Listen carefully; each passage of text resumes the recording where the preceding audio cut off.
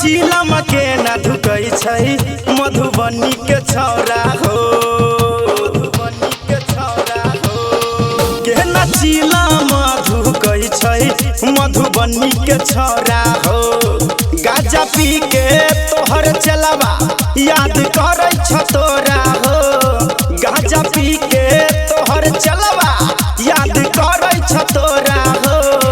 के न चीलम धुकै छै मधुबनी के छौरा हो के न चीलम धुकै छै मधुबनी के छौरा हो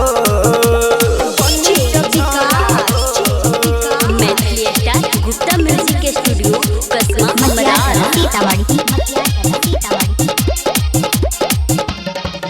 मधुबनी के छौरा हो देवो के देव महादेव हो सुनो न शंकर दानी सुनो न शंकर हो बाबा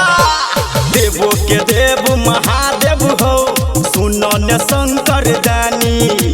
चीलम धुकै में नंबर 1 पर छै जिला मधुबनी महाकाल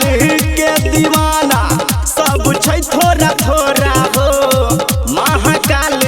के दीवाना सब छै थोड़ा थोड़ा हो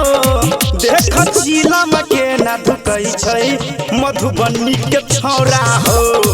देख चीलम के न धुकै छै मधुबनी के छौरा हो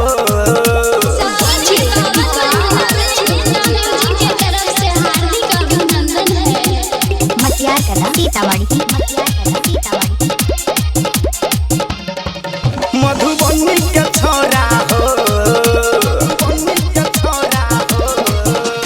डीजे विकास बन गेलै